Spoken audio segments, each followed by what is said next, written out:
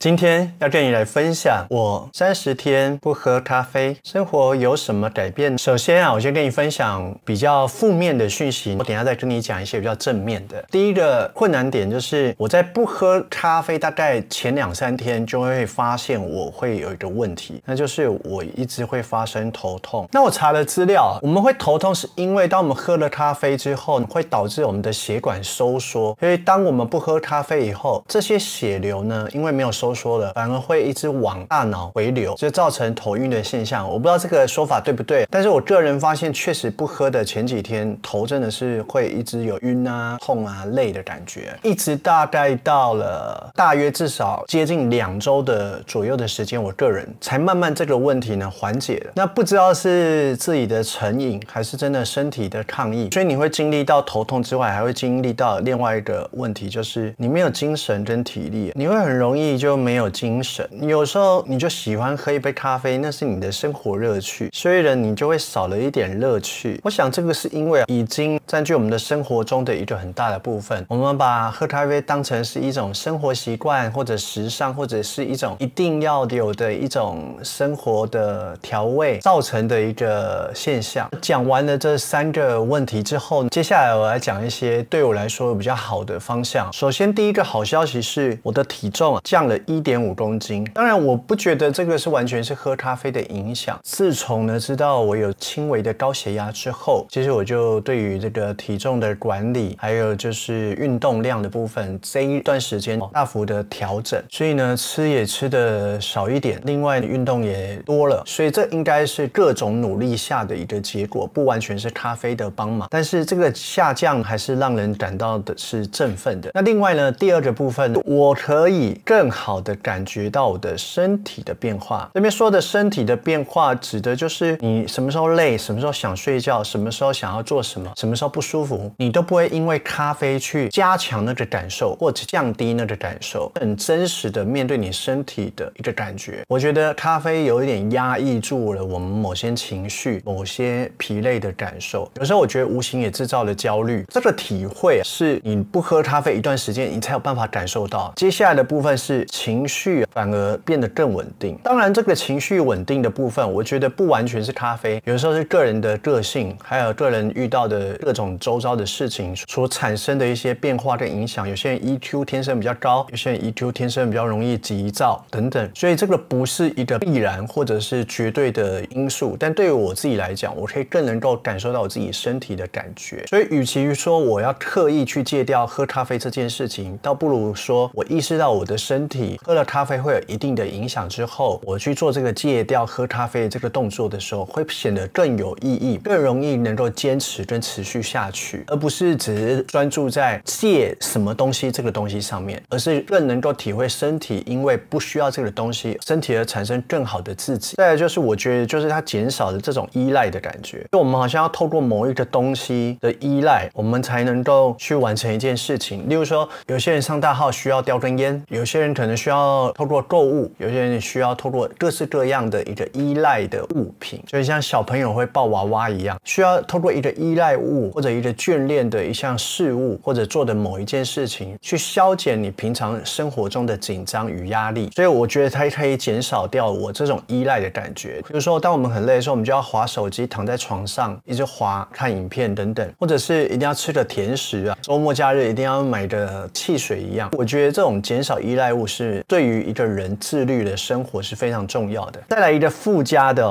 你每天喝咖啡也是需要花不少钱啊，所以它可以节省我们的花费。你想想看，你如果一天喝一杯50块的咖啡好了，甚至现在都不止50块，50块咖啡你一个月上班20天，那每一杯50元，无形中就花掉多少钱？要花掉1000。甚至有些人他一天要喝2杯3杯，那你就是无形中每个月都要多花2-3千元在这个咖啡上面。当然这个花费并不是特别的高，借这个咖啡对我来讲有一个最重要的核心的目标，倒不是说我这一辈子再也不喝咖啡，而是换一个想法。当我们要去达成一个目标的时候，就是能够自由的控制，就不会变成说我只要精神不好就必须要来喝一杯咖啡。我能够自由的控制我的身体跟我的想法，不受到咖啡的干扰，我一样能够展开一天的生活，不会因为喝了咖啡影响到我今天一整天的工作，不要受到这个东西来影响自己。那这个就是我戒咖啡，我觉得除了身体健康之外，外最重要的一个核心的目标。我们透过这样子去训练自己的自律。接下来的这一个月，我将进入到我这个自律计划的第2个月，这算是一个更难处理的一个问题。这个习惯也是跟了很多年，戒断这一个坏习惯。所以接下来就是戒糖饮料，我将在实行1个月之后，再跟大家回报实际的情况。那么以上呢就是这一期的全部内容，谢谢你的收看，我们下期见。